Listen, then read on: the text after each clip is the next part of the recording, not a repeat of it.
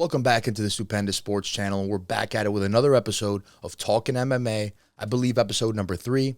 I hope everyone's been doing well. And as always, we're going to get right into it.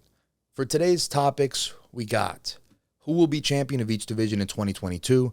I'm doing that right off the rip. I haven't looked up anything before this, so I kind of want to get a live reaction of it, if you will. Strickland versus Hermansson. We talked about that in the last episode a little bit. Want to touch on it a little bit more given that it is this weekend. It wasn't last weekend. So we want to cover that. We're going to get into the top fives later on, and then we're going to finish off, as always, with some MMA news. So let's get started. Who will be champ of each division in 2022? So without further ado, let's pull up the UFC rankings from the UFC website. And let's start right from the top. We got flyweight, 125 pounds. Let's start there. So just looking through flyweight right now, we have the champion, which is Deiveson Figueiredo, of course. We have Brandon Moreno, the number 1 contender. Those guys who have just come off an incredible trilogy. Askar Askarov, number 2. Alexandre Pantoja, number 3. Alex Perez, 4. Brandon Royval, which is weird. I don't know why on the UFC website they have Alex Perez 4 and Brandon Royval 4 as well. They're both ranked 4. And then Kai Kara Francis 6. I've never seen that before. Weird. It's either a typo or I don't know. Maybe I guess they're just dead even. Kai Kara France 6. Bontarin 7. And so on and so on and so on, right? Those other guys still have to work their way up. So all the guys I just named are really the more realistic options to get to a title shot in 22. So let's start with who I think will be the champion by the end of the year. I think it's going to end up being Deiveson Figueiredo. We have Askar Askarov. He's very good. I'm looking forward to his fight against Kai Kara Francis coming up. I think it's going to be a good one. I'm actually going to give the edge to Kai Kara France in that one just because, the power he possesses, especially in that division. I think that's a deal breaker for that fight, but I do think that Askar Askarov presents a lot of problems. I think he could be dangerous for Deiveson Figueiredo or Brandon Moreno. However, I don't see the winner of that fight really threatening any of Deiveson Figueiredo or Brandon Moreno in the sense of beating them. It will be a good fight, but I don't look at those guys as someone that's going to legitimately take the belt from them. I do think Askar Askarov could be a threat to both of those guys. As I said, I do think Kai Kara France could be a threat to both of those guys. But I don't see them beating Brandon Moreno or Deiveson Figueiredo. I just don't. I think those two are locked in as sort of the cream of the crop at 125. So I would imagine it's going to be one of those two. Now, is the UFC going to give them a 4th fight? Yes, they are. The real question is, when is that 4th fight going to happen? Are they going to do sort of the fair thing and the right thing to do, which is what you would usually do, and give the next fight to the winner of Kai Kara France and Askar Askarov? I don't know, but that's probably what they should do. However, the people probably want to see Moreno versus Figueiredo. That's more of the box office fight in the division, so it's going to be a good debate to have. However, Moreno and Figueiredo will fight eventually. They will. I think those are the two best, like we said. Who will win? Like I said, I think Deiveson Figueiredo is going to win, and for 2 reasons. Number 1, similar to Kai Kara France, he possesses power in the 125-pound division, which is rare in that division. If you could have power, that could be the difference between winning and losing a lot of fights because all those guys are quick down there. All those guys are super technical down there. So Deiveson Figueiredo, not only that, but the second reason is he is now under the guidance of Henry Cejudo and Eric Albernicine, if I'm not mistaken, that's his name, who is an incredible coach. Say what you want about the guy. He looks goofy as hell. He does. But he is a great coach. Look at his track record. Look at everything he's done, the champions he's had, Henry Cejudo, Patricio Pitbull, and so on. He's a very, very, very well-decorated coach. So we have to give him that. And I think that's going to be the difference. Would it shock me if Moreno's a champion? No. But I do think Deiveson Figueiredo will have that belt. Now, Figueiredo is older than Moreno. So for how much longer is he going to have it? For how much longer will it be Deiveson's time? I don't know. I'm just telling you that I think Deiveson Figueiredo will at least be champion throughout 2022. Let's jump to bantamweight. And it's a division that a lot of people think is the best division in the UFC, or in mixed martial arts, of course. And it's up there. That 155, it's definitely up there. So let's start at the top. We have Aljamain Sterling. Now, We got Aljamain Sterling.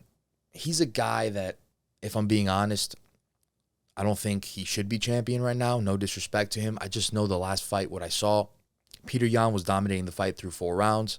And if you look at it, if that illegal knee didn't happen, which was very foolish on Peter Yan's fight, Peter Yan's part, the fight was, he was running away with the fight. You know, it wasn't really too competitive. Peter Yan really has established himself, I think, as like the clear-cut guy at 135. But I think there's a couple guys that might have something to say about that. Now, this might spoil something for a future segment in this show, but number 2, we got TJ Dillashaw in the division, right? Now, I think that is the only fight right there. I think that's going to be the eventual title shot or title fight. I think that those are the 2 best guys in the division, in a division of absolute lions and killers, because I don't see anyone else. Everyone else has sort of had their own setbacks or they're just not ready yet. So when I look at TJ Dillashaw, I think he's the only guy from a technical standpoint that could do it, and I think he's the only guy from an experience standpoint, from all the champions he's fought, that can do it, because Peter Yan is no joke. His boxing is like real deal. You're going to have to throw him off with something different, something he hasn't seen. TJ Dillashaw is different. He throws shit at you that you haven't seen. He's a very good fighter, always working on his game. TJ Dillashaw is one of the best mixed martial artists pound for pound on the planet, despite all the controversy, and that's hurt him. But TJ Dillashaw is a spectacular fighter. Jose Aldo, number 3. Aldo's had his setbacks. You know, I saw what I needed to see in the Peter Yan fight against Aldo for me to know what's going to happen when they fight again. You know, and it's no disrespect to Aldo. If he can come back and, you know, make it a great fight against Peter Yan, you know, credit to him. It would be weird, though, at 35 for him to just come back and beat a guy that did look like he has his number. So, Corey Sandhagen.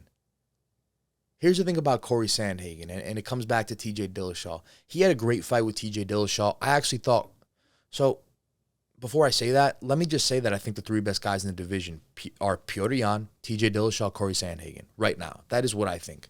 So it's no disrespect to Corey when saying this. I actually thought Corey beat TJ, right? Looking back on it, finding out that TJ blew his knee out or hurt his knee, I don't know what particular part of the knee he hurt, but finding out that he did that on I think it was Brendan Schaub's Fight Companion, that really changed my viewpoint of the fight a bit, because if TJ hurt his knee early on in the fight and had limited mobility, then the fact that he even beat a guy as talented as Corey Sandhagen in a 5-round war like that, that makes him even more impressive. It makes me think that if that never happened to his knee, if his knee was good in that fight, it makes me think that fight maybe wouldn't be as close. Still close, but not as close. Like maybe it's not even a split decision, you know? But here's the thing. Corey Sandhagen is still young. He's still developing very rapidly and very impressively in the sport. So who's to say Corey Sandhagen doesn't improve more than TJ Dillashaw does the next time they fight? You know, a lot can happen. And it was a close fight, so you got to give him that. Rob Font just had the setback against Aldo. Aldo had the setback against Yan. I can't see it for Rob Font right now. Me, Rob, again, listen, I hope the guy does well. I don't see it right now. What's he, 14-4, the machine, Mirab, with an absolute nightmare of a last name, like I said. Let's check out the guy's last few fights.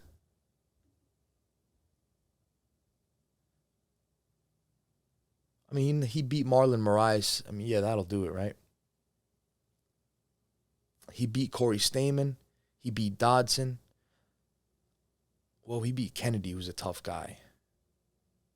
All right, I'm not going to lie. The guy's on a bit of a run right now, and he's doing great. However, is he a guy that I'm saying is going to beat, TJ Dillashaw, Petr Yan? No. In fairness, I think I do need to familiarize myself a bit more with him.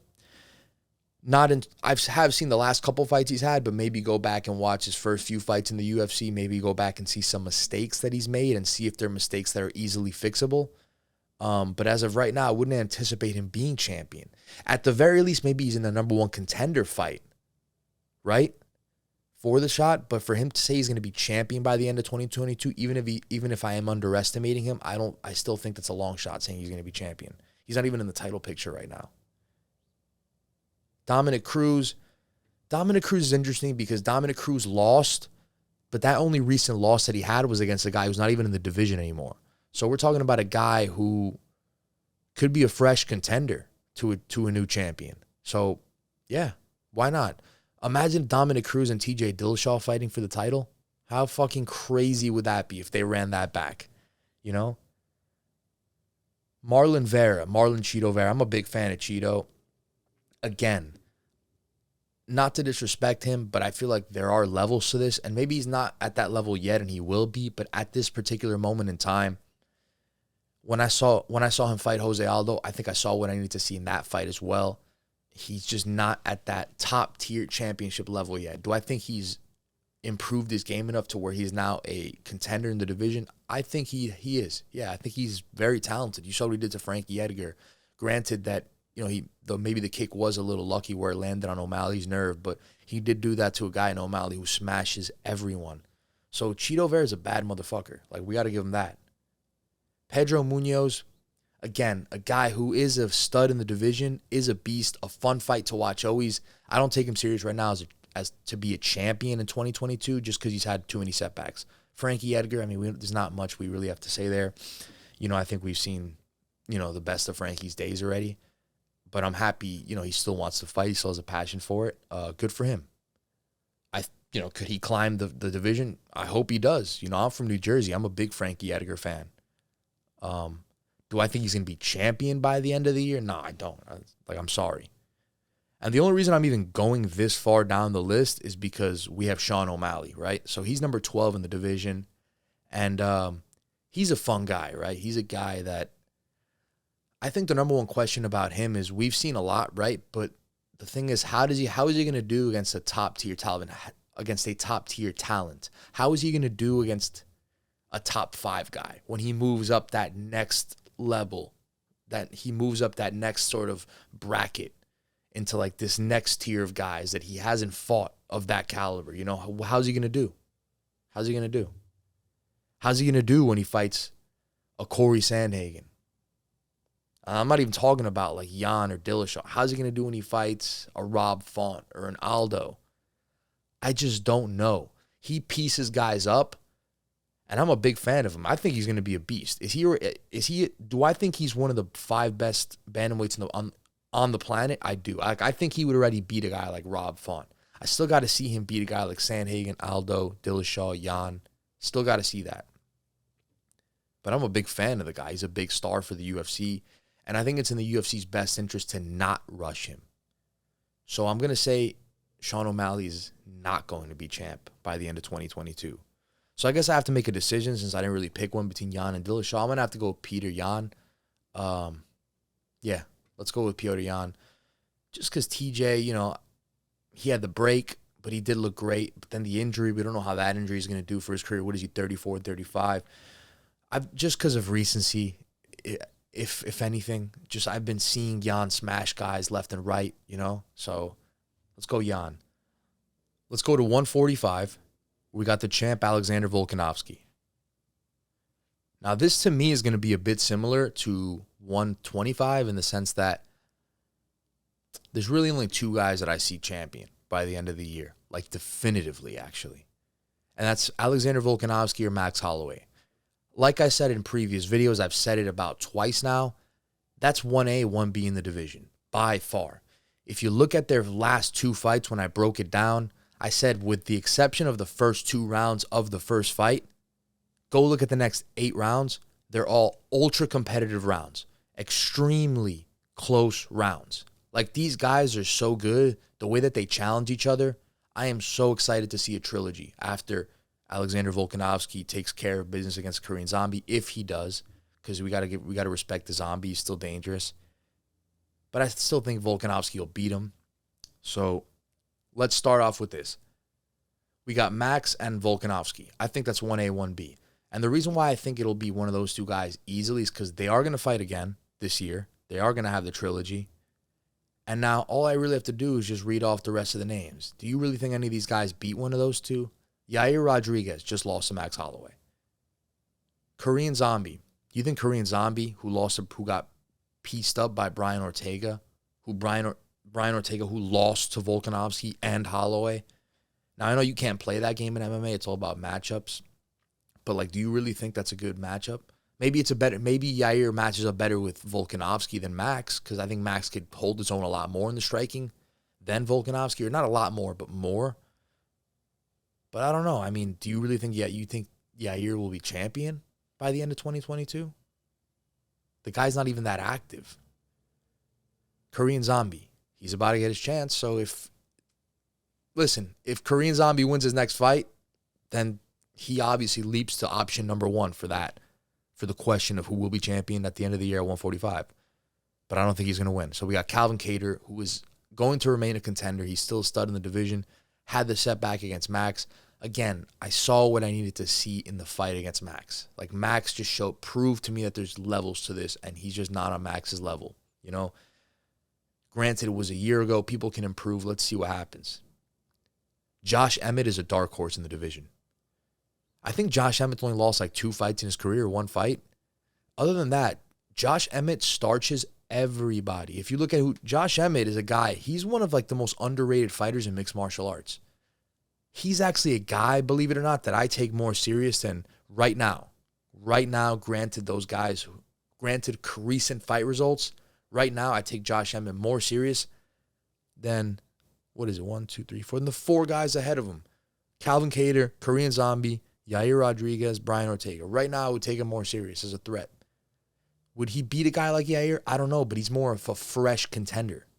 And I didn't even know he was number 6. Arnold Allen, it's going to be very telling because he's fighting Dan Hooker, right? That got announced for UFC London, which is an absolute banger of a card. Again, you got to check that out. That's like a pay-per-view caliber fight night. So Arnold Allen's fighting Dan Hooker. Again, if Arnold Allen beats a guy who's not in his division, is that really going to send him up the rankings? The only way Arnold Allen really gets boosted up the rankings with a win is if one of those guys just sort of falls off ahead of him. Other than that, he's probably going to stay at 7. That's not going to do much for you. Giga Chikadze, we just saw that. Dan Ige, couple setbacks. Barboza. Now, did Barboza lose recently? I can't recall if he lost the fight. Didn't he fight Aldo or he fought somebody? Oh, he fought Giga, that's right. Because he was on a bit of a run, and he actually lost to Dan Ige, but I don't think he lost that fight, Edson Barboza. Okay, but he's had a setback to Giga, so he's not going to get in there. So, yeah, we pretty much ran through everyone. So we got Max Holloway and Brian Ortega. It's going to be one of those 2 guys. Or Max Holloway and Alexander Volkanovski, sorry. Obviously, I have to pick one. I'm going to go with Max Holloway. If you check out a breakdown video I've done in the past, I stated why Max will win. Again, these guys are 1A, 1B. I'd probably have Max win in like a 5-round split decision. Just a technical chess match on the feet between these 2 guys, I think it'll be. But I would have Max winning the fight. You know, like a 49-48 kind of deal. So for 155 pounds, we got Charles Oliveira. We have Justin Gaethje. And we're about to find out real quick about Justin Gaethje because he's fighting next for the title. I do envision that fight going a lot similar to the Khabib fight versus Gaethje. And the reason I'll tell you is because I think Charles Oliveira poses a bigger threat to Khabib in the striking department. And I think that threat alone will be enough to open up a takedown. And, I think he'll get him on the ground. I think he'll submit Gaethje. So I don't envision Gaethje beating Oliveira. I just think Oliveira is a better overall mixed martial artist. And I think he's going to turn it into a mixed martial arts fight, all around and win. So I do envision Oliveira, getting through the fire on that one. Dustin Poirier just lost for the title. It's going to take him like 2 fights just to get back in the title picture. Think about it. If he wins his next fight, he's not fighting for the title. He's going to need at least 2 more fights. A guy who's accomplished what he's done at this point in his career, is he going to be fighting 3-4 times a year to get back to a title shot? I don't think so. And he might even move up to 70 permanently or just to fight Diaz, but that'll be a setback if he wants to come back to 155. It's going to set him back in terms of time because it's not really going to put him anywhere in the rankings. So I don't think Dustin Poirier fights for a title or will be champion by the end of the year. Maybe he fights for the title, but I don't think he'll be champ. Beneil Dariush, another guy we're going to find out real quick because he's fighting Islam Makhachev, the guy behind him who's ranked number 4. So let's just talk about both those guys since they are fighting each other next. And we have to believe that the winner of that fight is going to be fighting against Charles Oliveira and Justin Gaethje, the winner of that fight, right? So it's sort of bracket style right now, right? Like we said in the previous episode. So we're sort of in the semifinal right now, and we have the champ Charles Oliveira fighting Justin Gaethje. On the other side of the bracket, we have Beneil Dariush and Islam Makhachev, right? I think Islam Makhachev beats him. I think Islam is going to be champion by the end of 22. I'll just spoil it right now. I will pick Islam at lightweight to be the champion at 155 by the end of the year. I think his wrestling is just going to be too much. It's just going to smother people. Just like Khabib, no one's going to be able to. He's going to be such a problem on the ground in any fight. How are you going to beat him? Like, I don't even know how much there is to say about this guy. Like, go look at Khabib's fights. That is Khabib with better striking. Is his wrestling maybe not completely up to par with Khabib's? Probably not. But is he 95% the wrestler Khabib is? Yeah, trust me, he is. He is. You have guys like Josh Thompson on the Weighing In podcast talking about him, and the story he says about Islam Makhachev, comparing him to Khabib and just what he does to other guys is terrifying. Now, Beneil Dariush, that's going to be a good fight. And I think Beneil Dariush could be his biggest threat in the division. Him or Oliveira, just because of their jiu-jitsu, their ability to submit and their ability to fight off their back. Because Beneil Dariush is good on the ground. Let's not get that twisted. Like, he can submit Islam in this fight if Islam is caught in a bad position or lacking something. I don't think that's going to happen. I think Islam's just going to resort to that pressure, that ground pressure, ground and pound, finish him on top, maybe take his neck or just finish him by punches. Or, I don't know, if Beneil Dariush is a tough guy, it'll go 5 rounds and he'll make it a war because he is that good. But I'm going to go with Islam. Again, we already got the answer there. Look, Chandler had like a couple setbacks already, Dos Anjos, he hasn't been a journeyman, but he hasn't been close to a title fight in a while. He's had many setbacks. I don't think he's going to bounce back on the level of like being champion. Tony Ferguson, I think his best days are behind him, at least at 55. Dan Hooker, he moved to 45. Conor McGregor, Conor's a star, but, we've seen Conor. I don't think he'll be champ either. He's Conor, if he can't beat Dustin Poirier, he's not going to beat Justin Gaethje. He's not going to beat Beneil Dariush. He's not going to beat Islam Makhachev, especially after what we saw in the Khabib fight. And is he going to beat Charles Oliveira? And is he even going to outstrike Oliveira? Oliveira looks good everywhere. Let's go to welterweight. So, yeah, 155, the answer is Islam Makhachev again. Let's move on to the welterweight division. Kamaru Usman, the champion. Colby Covington, Gilbert Burns, Vicente Luque, Bilal Muhammad. Colby Covington is not going to fight Kamaru Usman in 2022. It'd be weird if a guy who Usman beat pretty clear-cut the first 2 times, if they just fight a third time again less than a year later. I don't think that'll happen. Gilbert Burns, here's the thing. I don't think... You know what the problem is at welterweight? The guy who Kamaru Usman already beat twice, and he's already beat a few people twice because he's just running through the division. The guy who Kamaru Usman beat twice already just so happens to be clearly the second best guy in the division. So, Colby Covington beats Gilbert Burns. Love him or hate him, guys. Colby Covington beats Leon Edwards. Colby Covington beats Vicente Luque. Colby Covington beats Bilal Muhammad. Colby Covington beats Masvidal. Spoiler alert. And I love Masvidal. Colby Covington beats Stephen Thompson. Magny. You start getting down the list of guys like, Brady, Chimaev. That could be an interesting fight. But are those guys fighting for the belt so soon? I'm not too sure about that. So, I don't know. I will have to go with Kamaru Usman. Now, given we're talking about the number 1 pound-for-pound fighter, and I'm saying I think he's going to keep his belt by the end of the year, is that a hot take? I don't think so. Let's go to middleweight. Israel Adesanya, Robert Whittaker, Marvin Vettori, Jared Cannonier, Derek Brunson, Paulo Costa, Jack Hermansson, Sean Strickland, Darren Till, Uriah Hall, Kelvin Gastelum. That is a champion in the top 10 in that division. Adesanya and Whittaker, similar to Holloway and Volkanovski, similar to Figueiredo and Moreno. Adesanya and Whittaker, 1A and 1B in that division. Now, is the gap a bit wider, as we said like in the previous episode? Is the gap a bit wider in that 1A, 1B dynamic for Adesanya and Whittaker, like, as opposed to those other comparisons? Probably. Like, Whittaker maybe isn't as close to Adesanya as Davison, Figueiredo, and Moreno are, or as Holloway and Volkanovski are.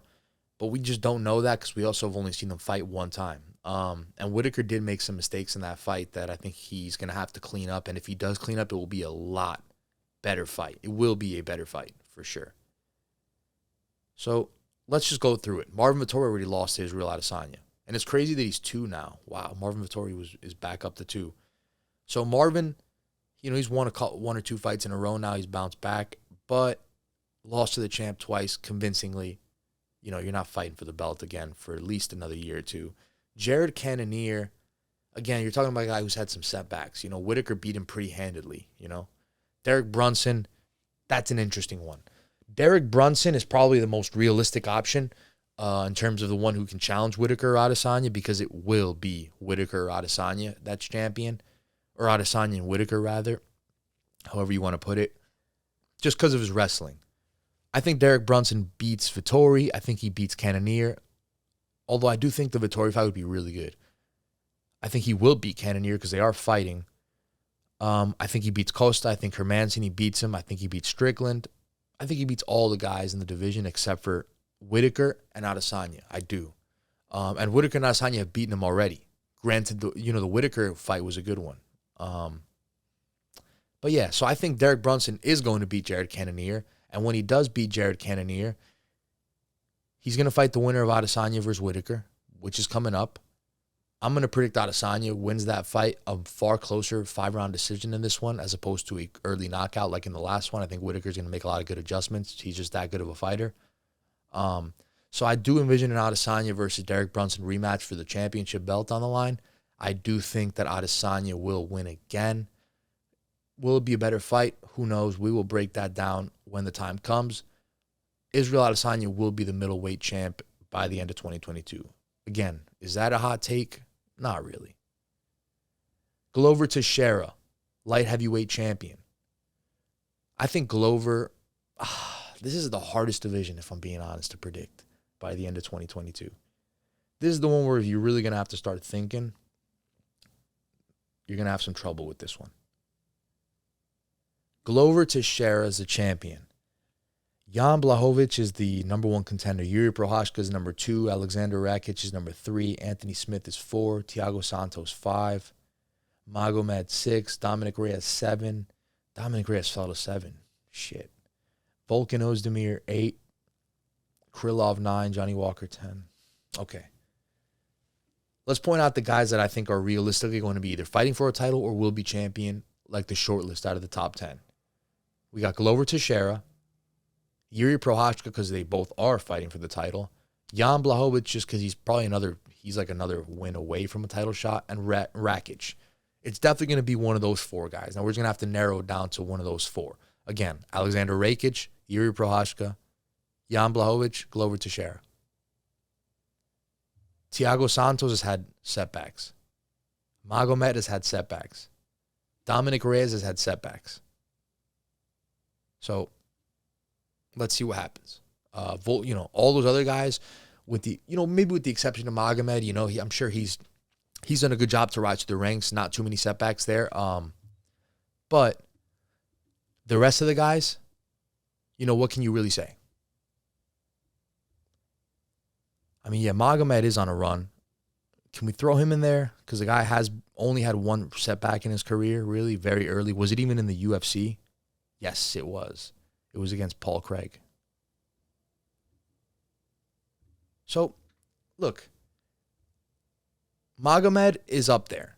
I don't think he's going to be fighting for a title in 2022. He's still got to win a couple fights. But yeah, let's go back now And let's see who's going to be out of those top 4 guys. Glover's a champ, and he's going to fight Yuri Prochazka, right? I think Glover's going to win the fight. What's Yuri going to do when he gets taken down? When he's getting, much like Derek Brunson and Islam Makhachev, when he's getting smothered on the ground, what's he going to do? With these guys that can impose their will on you and take the fight to the ground and dominate it at will, or not at will, but just at a high level, those guys are at such an advantage. Like, if you're a good wrestler in MMA, it does so much for you. It can do so much for you. I'm going to have to go with Glover. We will break down that fight when the time comes. But I think Glover, as of right now, early prediction, I think Glover beats Yuri. I think he'll get him on the ground somehow. Alexander Rakic and Jan Blachowicz. That is going to be a good fight. I'll give an early prediction right now. I will go with Rakic. I think I saw, some things that I didn't want to see in the Glover Teixeira title fight with Jan. I don't like how easily he got taken down. I don't like how easily he tapped. So, I don't know. I'm going to have to go with Rakic in that one. I think he's going to mix it up well in the striking department enough to take the fight to the ground, do what he's got to do, and make it a mixed martial arts fight all around and win. Now, I think it's going to be Alexander Rakic and Glover Teixeira fighting for the title in probably late 2022. So who's going to win that fight? I'm going to give Glover the advantage. I'm going to give Glover the advantage in a wide open division. I will say Glover is a champion by the end of 2022. I'm going to have to get back and revisit this one. This is a very tough one. Right now, early prediction, Glover Teixeira will be the light heavyweight champion by the end of 2022. He will remain the champion. Francis Ngannou, heavyweight champion. We are in the heavyweight division now. We got Francis Ngannou, the champ again. Cyril Gane, the number 1 contender. I'm glad Cyril stayed the number 1 contender because I still think he could be champion and beat Francis. I didn't see anything in that fight. Well, I did see a lot in that fight of concern, but I didn't see a fighter that couldn't beat Francis. I thought he strayed away from the game plan in round 5 when he could have won it and won the fight. But whatever. Francis Ngannou versus Cyril Gane. Cyril's a winner 2 away still from a title shot. Stipe Miocic, I don't envision Stipe climbing the mountain and getting Francis Ngannou again. Like what Stipe did to Francis, those years ago, when Stipe beat him in that 5-round decision and just made it a grueling fight. Francis improved so much. His cardio is at least a little better because he was able to win the championship rounds against Cyril Gane, right? Sorry about that. His cardio was at least a little bit better. So we got to give him that. We know his technique as a mixed martial artist is better from the second fight when he stuffed the takedown, when he got to his back. A beautiful sprawl that he did. He has improved leaps and bounds. The Cyril Gane fight where he takes him down and controls the fight from the ground. We're talking about a mixed martial artist now in Francis Ngannou. We're no longer talking about a knockout artist, like a pure puncher. Because that's what he used to be. Given what I just saw in the fight, I got to think Francis would beat Cyril again. Again, that'll be another toss-up fight for me. I think if Cyril can just get away from Francis, get away from the big shot, and get away from the wrestling, he will win. But I will go for Francis for the second reason being Francis' knee was blown out in that fight. So I don't even know if I almost can't even gauge that fight anymore because that wasn't the real Francis. Francis was hurt in that fight. He was compromised. So I don't know. Let's go with the women's strawweight division. This division, I'm going to have to go with Rose. I think Rose will retain the belt. Zhang Wei Li, I think she won the second fight against Rose. But just the fact that she's 0-2 against her, I got to go with Rose. I think Rose will. I don't see any other contender in the division. Carla Esparza is going to be tough, but I think Rose will walk through her and get the win. Shevchenko, we're not even going to talk about that. At flyweight, it's going to be Shevchenko. She's going to be the champ by the end of 2022. No debate there. And now we're going to go and finish off at women's bantamweight because featherweight seems to be done. There's not even contenders on the UFC website anymore. At women's bantamweight, we're going to go with Juliana Pena because I think she will beat Amanda Nunes again, and I think those two are going to fight for the title. Other than that, there's no clear-cut contender.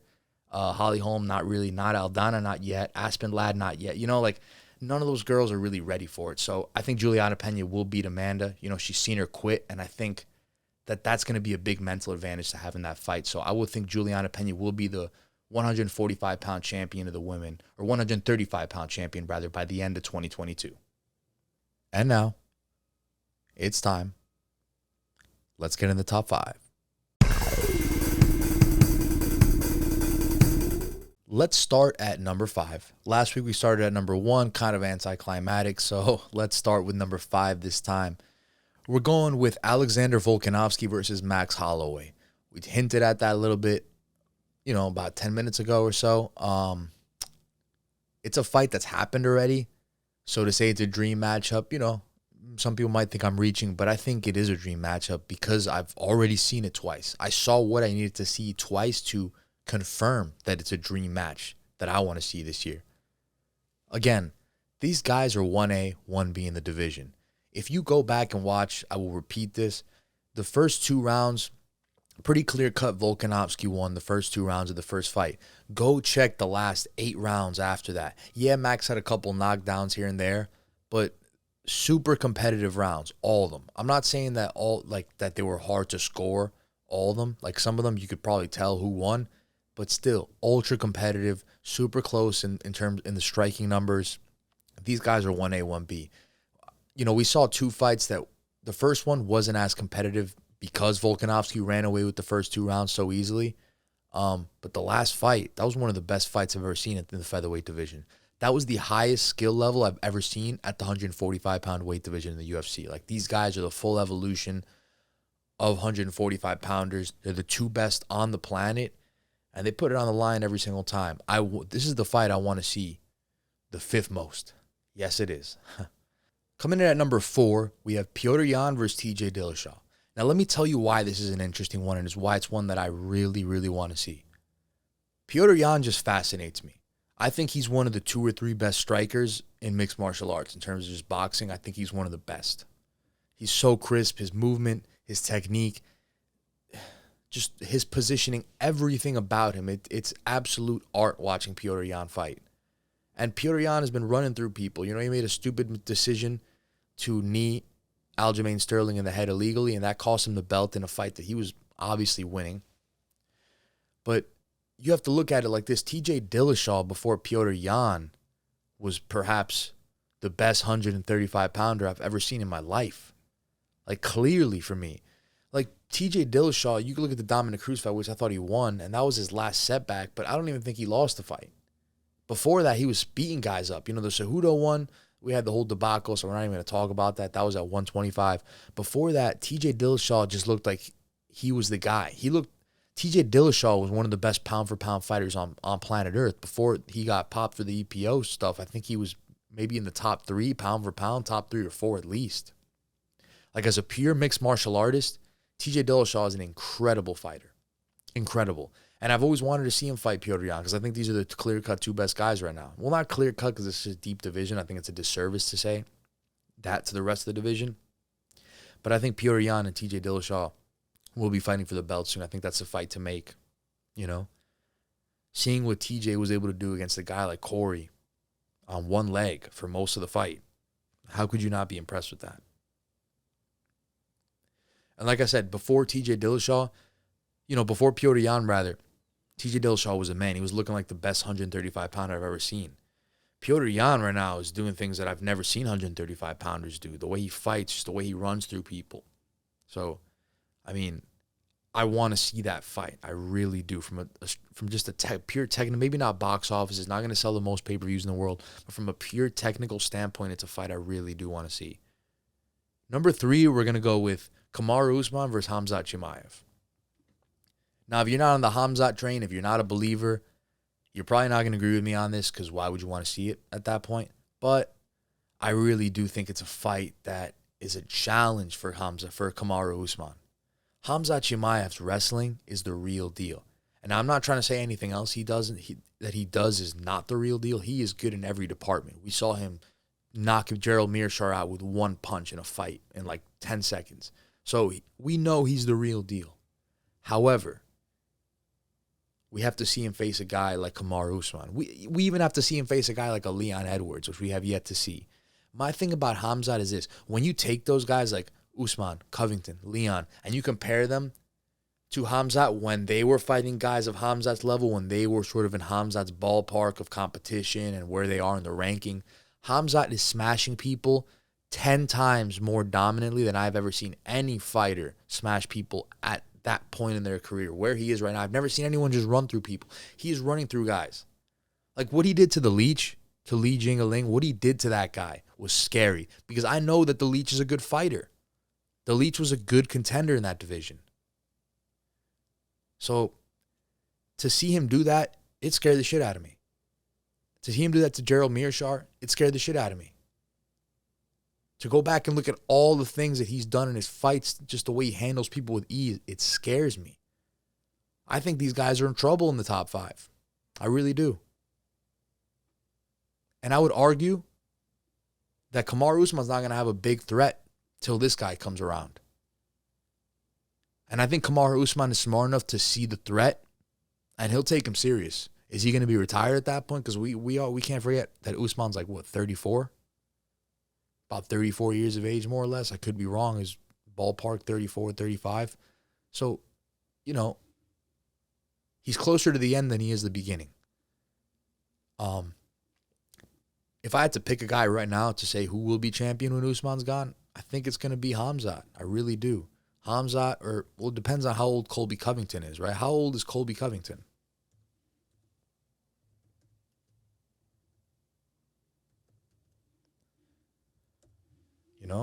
That's what's going to... 1988. How old is that? 20. He's 33. All right, so he's not too much younger than Usman. How old is Khamzat?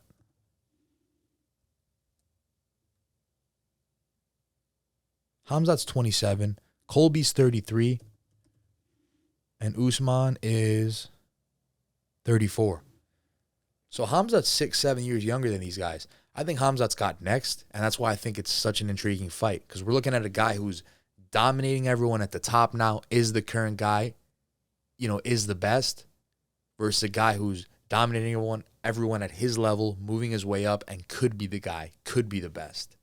It's a big fight. It could be like a passing of the torch fight. If Khamzat were to beat Usman, like you'd be witnessing the passing of the torch in the welterweight division, because I think you'd be seeing a transition of two dominating champions. Like Khamzat will dominate in his time if he is to become champion, like I think he will, after Usman does what he is doing right now, which is an incredible title run. Kamaru Usman's up there. Khamzat's doing things that I've never seen done to people in a fight. He's throwing grown men around.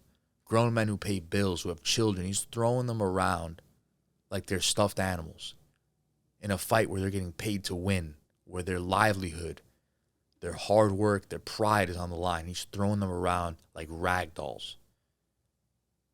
Think about the complexity of a fighter that we're dealing with here. Think about the talent that we're dealing with here. It's undeniable. Whether people want to admit it or not, it's undeniable. And it's going to happen. Khamzat is going to be acknowledged sooner or later. I'm just going to do it now because I know he's going to beat these guys. Leon Edwards, let me tell you what. I'm a fan of Leon Edwards. I think he could be an interesting matchup for Kamaru Usman if the fight stays standing. But Leon Edwards dodged a big bullet when Khamzat got COVID, because that would have just taken Leon Edwards' title shot, I believe. I think Khamzat would have pulled an Islam Makhachev on him big time. Those two guys are just going to dominate people for a long time with their wrestling. It is absolutely overwhelming. Let's move on to number 2. Number 2, to the excitement of all MMA fans, is actually a fight that we're getting already. It's a fight that's coming up. Jorge Masvidal versus Colby Covington. Now, that's a fight that we're going to do a full-on breakdown of as it approaches closer. But it's a fight that I'm excited about just because it's second on the list and we're getting it, and that excites me. Now, there's some other fights I think that could happen for sure on this list in 2022 that could get put together. But as of right now, they're not.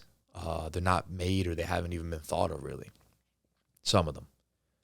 So let's go right to it. Jorge Masvidal versus Colby Covington. Why is it an interesting fight? It's an interesting fight for 1,000 reasons. I could have just done this whole episode talking about that fight in the octagon, the Styles matchup, the wrestler versus the kickboxer, talking about, the beef outside the octagon, the storylines with Colby, recording all these videos, talking all this shit, meeting with all these people that have ties to Masvidal. It goes so many directions. And it's so interesting.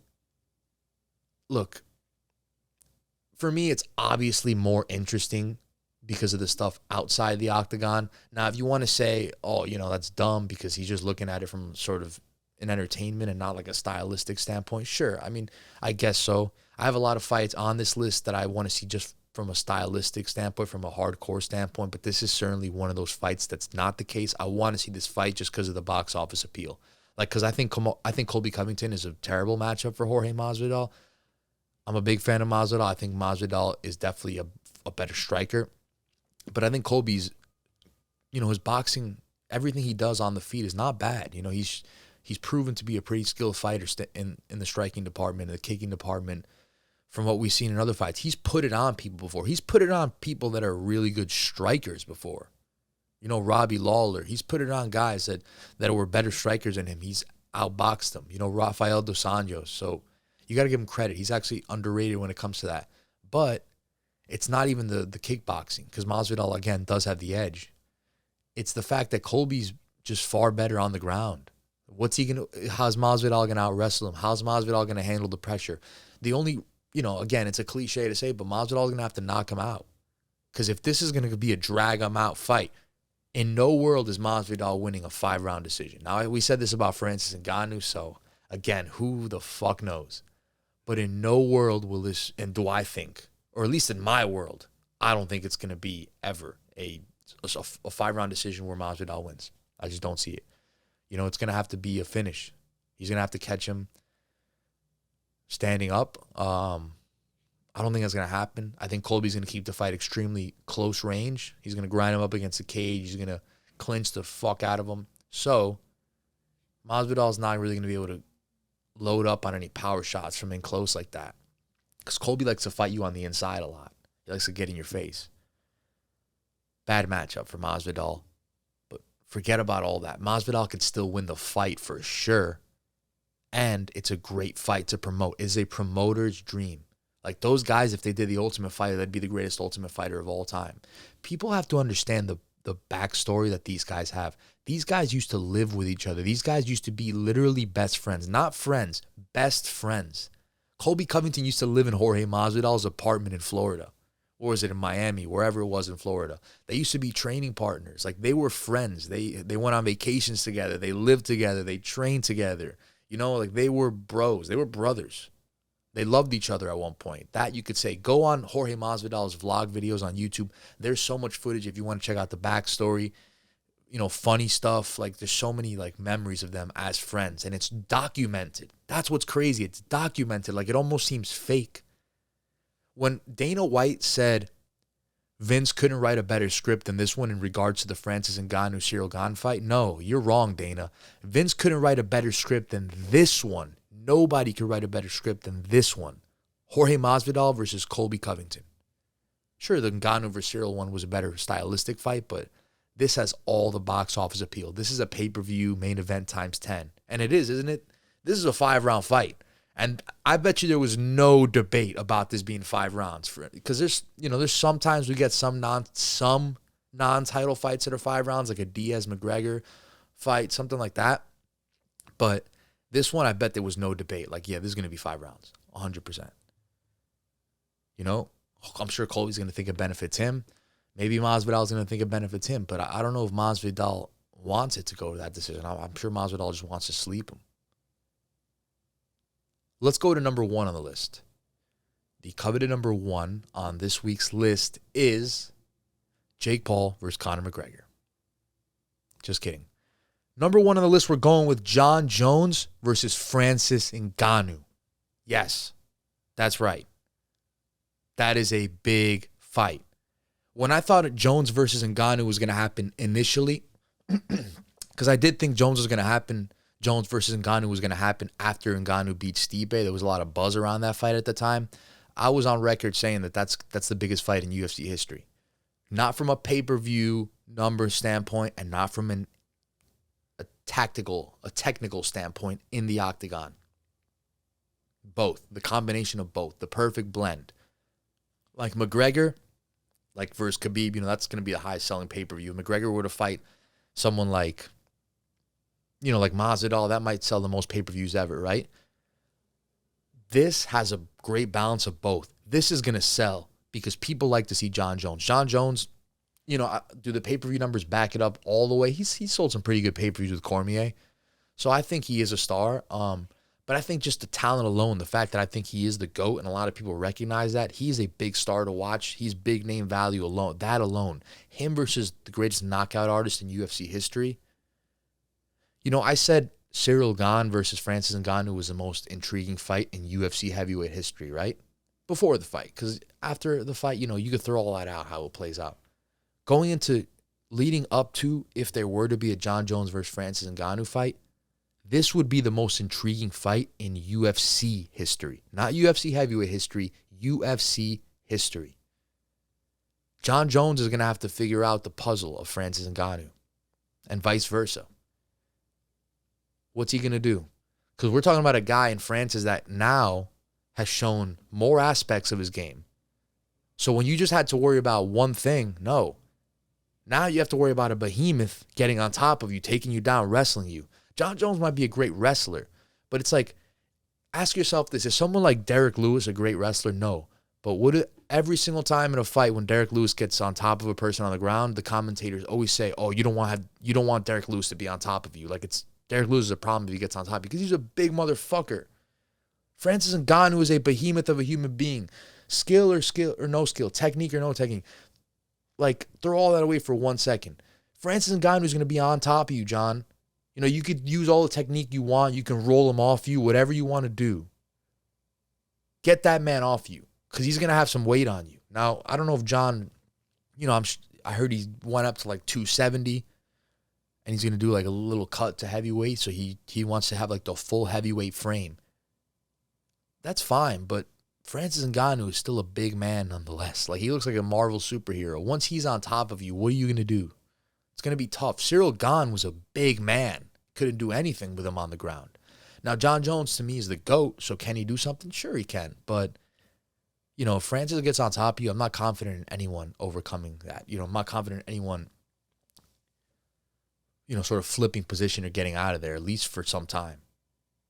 Now, we're talking about Francis Ngannou saying this, and I'm not talking about it from a skill standpoint. I'm just saying that from a pure just size and strength standpoint, he's such a strong man to get off you at that point. I'm not saying that's how he's going to win the fight. I'm just saying that now there's other areas of danger like that one where you need to be concerned. Obviously, the number one is going to be the striking. You're going to fear a knockout from him. But Francis can beat you in more ways than one now. If he needs to control Jon Jones in other ways, he might be able to. That's why it's such an interesting fight, right? It's because I'm saying that he'll be able to stay on top of him, but will he? Will Jon Jones go for the takedown on him now? It'll be such a good fight. I'm not going to break it down now, but I think just to conclude, again, it's the perfect blend of star power and just matchup, like just a technical matchup that we want to see. It's the perfect blend, box office and skill. It has both of those things. All right, so this weekend we have Jack Hermansson versus Sean Strickland. That's going to be a good fight. I did say that I had Sean Strickland winning the fight last week in a breakdown. My opinion has not changed. I think Jack Hermansson, or Sean Strickland rather, is going to make this a very dirty fight. He's going to keep Jack on the back foot. From what I've seen of Hermansson, he can survive in the stand-up, not thrive, but he can survive in the stand-up department as long as nobody's keeping him on the back foot, nobody's pressuring him, nobody's keeping center of the octagon and keeping him on the back foot. He can sort of hang in there. If you start pressuring him, getting into his face, throwing a lot of strikes, that's when things get a little bit tricky for Hermansson. Then he's going to start to look to take the fight to the ground forcefully. But obviously, Hermansson's going to want to take the fight to the ground. From what I've seen of Sean Strickland, he's done good enough on the ground in the exchanges that I've seen that I think he will hold his own, be able to get back to his feet, Is there going to be a couple times where I think Hermansson will have him flattened out on his back, maybe land some ground and pound strikes? Because he is very good at that. He's very good at getting into the full top mount and then just controlling and riding out the rest of the round there, landing the elbows of big ground and pound shots. But I think Sean Strickland will be able to ride it out. I don't anticipate him getting finished on the ground ever. And I think once it does get, because the fight will be back on the feet at least 5 times, right? If it goes the distance, they will be stood up at the end of every single round, right? I think Sean Strickland holds the advantage there. I think he will do enough in the wrestling where he will not be finished and will do enough to get out of any bad position. But it's going to be a good fight. I envision Sean Strickland, again, winning this 5-round decision. It'll be a dirty fight. He'll probably win like 3 or 4 rounds. And yeah, I expect him to keep the pressure for sure. I think he will be obviously a little bit more weary of the takedown, so he can't just go full at it, all out in his face like he did against the Uriah Hall fight, like he did in the Uriah Hall fight, because Uriah Hall is not going to threaten the takedown. He's going to look to make it a standing fight, of course. So you're going to have more areas of concern against Jack Hermansson, but I do think it's a fight that Sean Strickland wins. And again, it's a fight that it's interesting. It has interesting implications to the middleweight division, because if Sean Strickland wins, you could argue he's a fight away. He's a fight away from the title shot. He's already going to have a number 1 contender fight if he does beat Jack Hermansson. You can argue. If Jack Hermansson wins, he's had a setback here and there, so it's a little bit different. He's probably going to need to win about 2 more fights to get to a title shot. Nonetheless, an important fight, a fight that can really get both guys on track to get gold. And we talked about earlier who could be champion in 2022 of each division. If one of these 2 guys want to be champion by the end of 2022, this is a must-win fight for them. A loss here is not going to get the loser anywhere this year. They're going to be delayed at least 2 years, maybe 3, who knows. So it's going to be a good fight. Expect to see Sean Strickland talking a lot of shit. Since it is a fight night, it is in the Apex, right? If I'm not mistaken. So you're going to be able to hear it. It's going to be a show, not just the fighting, but the banter. From Sean Strickland, by the way, not from Jack Hermansson. Let's get to some MMA news now to close out the show. And let's see what is going on in the world of mixed martial arts. Jake Paul says a lot of big fighters in the UFC support him privately but can't publicly out of fear of reprisal. Yeah, I saw him on the Ariel Helwani show Monday, I believe. Ariel and him have certainly had built up quite the friendship now. They obviously both hate Dana White. Dana White obviously both hates them. So there's a few common denominators in the situation that make it not surprising. Let's see what Jake said. I'm not letting off the gas anytime soon. I've spent a bunch of my own money in this matter and pushing for these things. I wake up every day with a purpose on my mind, and I think I've done more than enough to show for women's boxing, fighter pay, equality, fighters, boxing promoters. I've done more than enough in terms of actions. And even more cards previously. Almost every fighter that's been on it, it's their highest payday always. I've gotten Tyron Woodley his highest payday. Ben Askren his highest payday. So these fighters who are always mistreated, I'm taking action. I'm backing it up. I'm not letting off anytime soon, and I actually care. I actually give a fuck. I've done too much, and it's nothing to me. I enjoy this. I like this. I feel the responsibility to be a part of this movement, and it's getting traction. That's exactly what I wanted, and I'm excited to continue to be one of the leaders of this conversation. He says a lot more stuff. Just want to give you a little sneak peek of what he says. The thing about Jake Paul is, I think the only way to know whether his intentions are genuine in this scenario, not for clout or not for attention or whatever, I guess you would really have to just know him as a person. I don't know him. I can't say anything. On the premise, you have to give credit to the kid because he's standing up for fighter pay. Listen, whether he's doing it for him or not, he's doing it, right? But again, when I say doing it, is he actually doing it? I mean, he's got the women fighters paid.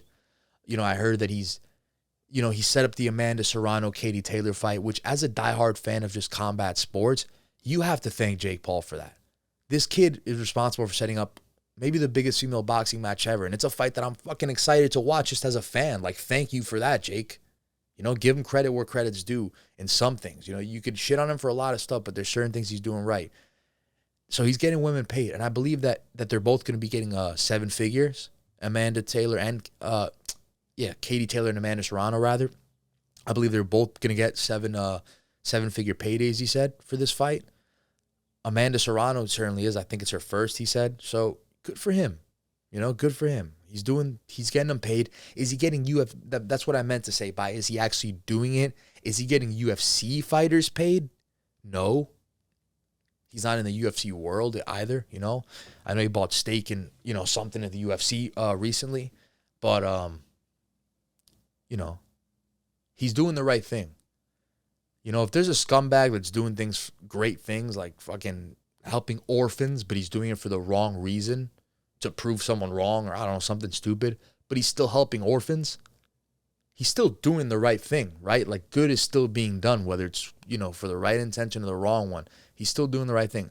We don't know the kid's intentions. We don't know. He could be doing it for whatever reason. Maybe he's a great kid. You know, we can't deny that. We can't rule it out. Maybe he just wants to help fighters. Maybe he genuinely just feels bad. Or maybe he's doing it because he wants attention. He wants I don't know, you know? I don't know him, but he's doing good, though. You can't deny that.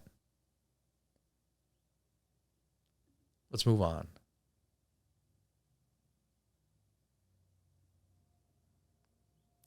Paulo Costa. This guy, man. Jesus Christ. If not Marvin Vettori, I'm not even interested in fighting.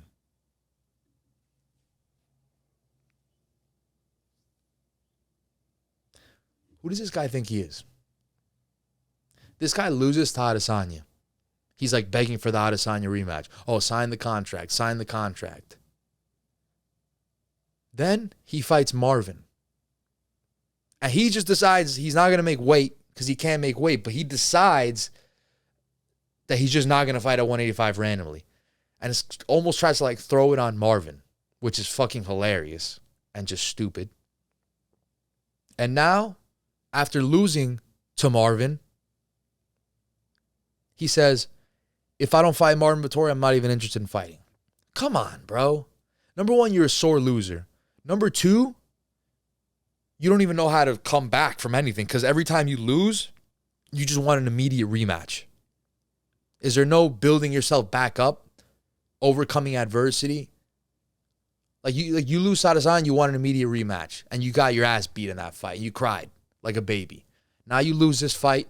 Sure, it was more competitive. Of course, now you're saying you don't want anything if you don't get the immediate rematch. That's like a little kid saying you take a toy from him, right? And you give it to someone else. And then you give him another toy. You say, oh, look, you can play with this one. And the kid goes, no, I want that toy. That's it. That's the only toy I want. You know, you buy him a new toy. He says, no, that's the toy I want. Like, this guy's like a little kid. It doesn't work that way. Get to the back of the line. You lost 2 in a row. You want to fight the number 2 guy in the division? Get out of here, bro. Go fight number 6, number 7. Like, it doesn't make any sense. I don't know what this guy's deal is. Let's see what he said, the full thing. I just said to let Dana White know. I'll fight him now. It's the only fight that interests me. No one else interests me, unless it's for the title, but I'm no fool. Bro, what's wrong with you? I'm not stupid to consider a title fight now. Yeah, well, I want to fight him. He's the only viable guy that interests me. If it's not him, I'm not even interested in fighting. I let Dana White know that. Dana White's made it blatantly clear on multiple occasions, bro. If you don't want to fight, don't fight. The UFC is contractually obligated to offer you, 2-3 fights a year? Don't fight if you don't want to fight. Stop bitching about it. Because that's all you do. You lose fights and you bitch. And then there's always BS going into your fights too, like before the fight. Israel Adesanya says, trust me, Robert Whittaker is not a good guy. Ooh. It was his ego last time, but I called it from the fight, Adesanya said in an interview. And again, this is all from MMAfighting.com. Shout out to them. Great news source for mixed martial arts content. It was his ego last time, but I called it from the fight. I said at the time that he is acting out of character, and I also said he is not being himself. People kept saying what a good guy he is, but trust me, he's not. You don't see that behind the scenes. And now he's admitted it was his ego that got the best of him. Well, I told you so. He should have listened to me. What else can he say? I feel like Adesanya is just beating a dead horse with a stick when it comes to Robert Whittaker and trash talking. Because he just tries to go out, even in the first fight. Like, you're almost like he tried clowning him about a meme and it almost backfired. I'm a big Israel Adesanya fan, but there's nothing to talk about here, bro. Just be respectful. I know you're trying to sell the fight. Robert Whittaker is not going to trash talk you. He hasn't trash talked you. Like, you're trying to find something that's not there. I think you're going to beat him. Just train for the fight and win. That's it. Like, I guess I get it. I mean, you know, he's trying to promote the fight, I guess. Just stop, dude. You like Robert Whittaker. He's a good guy. You're a good guy. Just, we don't have to make anything out of this. That's why that quote even shocks me, to say, trust me, Robert Whittaker's not a good guy. So you say that his ego got the best of him and that doesn't make him a good guy. That's what you said in your quote, right? How does that not make him a good guy? Nobody's perfect. We're all human beings. We've all been over-emotional of certain things. You know, we've all handled things wrong at some point in our lives. Everyone makes mistakes. To say he's not a good guy because his ego got the best of him? How is that? Sure, it might be a mistake. It was a mistake that he made, but that doesn't mean he's not a good guy. Lyoto Machida planning to test free agency after next Bellator fight. There's still fire burning inside me. How old is Lyoto Machida? I mean, I know he's good. You know, I know he's a legend to the sport of mixed martial arts. Everything he did in the UFC, everything he did throughout his career. You know, I mean, he's still pretty good in Bellator, but how old is he? He's 43. I mean, you know, shouldn't you look to retire? Let's see his last few fights, who he's fought. I went to the fight where he fought Chael Sonnen and Chael retired after in Bellator. That was at MSG. I went to go see that one live. And Lyoto Machida looked incredible in that fight. You know, he fucking murked Chael. Ever since he lost to Chael, though, from what I'm seeing here, lost to Gegard Mousasi, lost to Phil Davis, lost to Ryan Bader. Granted, those are fucking killers, right? But, yeah, he still lost, though. So, you know, 3-fight losing streak with the caveat that he lost to really good guys, you know, the best guys in Bellator. Calvin Kattar ready to be backup for Alexander Volkanovski versus the Korean Zombie. Is he any less deserving than the Zombie is? I mean, I don't think so. You know, the Zombie's also had his setbacks too. He lost to Ortega. You know, Kattar lost to Holloway. I think a loss to Holloway is a bit more appealing than a loss to Ortega. Holly Holm versus Caitlin Vera targeted to headline May 21st UFC event. So we talked about who's going to be champion of that division, right, at the end of 2022. You know, if those girls want to make a statement, either one of these two, and they want to get into that conversation, you know, the winner of this fight certainly going to make a case for that. They certainly could be fighting for a title by the end of the year. Davison Figueiredo wants $1 million for historic fourth Brandon Moreno fight. Again, it's just funny because if you ask like an outsider, let's say you ask someone that's never seen the sport, you go to a bar, you watch the trilogy that he had with Brandon Moreno. And you could tell it's a big fight. You know, there's people there watching it. You know, it was buzz around the fight because all of that did happen. There was buzz around the fight. It was very highly speculated and talked about. You ask this random person, how much money do you think those guys are making in the octagon in this co-main event of this massive card? I would think that I personally would have guessed more than $1 million. You know, I would think these guys are making at least $4 or $5 million, even the flyweights, because I'm seeing professional athletes at a high level on a screen of a fight, of a card that is selling, you know, a good amount of pay-per-views. You know, I look at these guys like any other guys, like they're NFL players, NBA players. These guys are putting it on the line. So, you know, I would think they're getting paid the same, if not more, almost. So to find out Davison Figueiredo wants $1 million, it's just ironic because if I never watch a sport and I'm just watching from afar, I would think this guy's already making millions in his fights. So it's just crazy. But that's a whole different story, you know. What's crazy is Ngannou's not even making $1 million. Francis Ngannou says John Jones, a better battle on Twitter than in the octagon. Right now, yeah, because it's like, when are we going to see John? I want to see him fight Ngannou. Ngannou said he gave up on that fight because it's never happened. See what happens. that's going to do it for the news, guys. Hope you guys enjoyed this 4th episode of Talkin MMA. Like and subscribe to the channel. And yeah, guys, just tune in for more to come. We're going to come out with episodes every single week. And yeah, thanks for tuning in.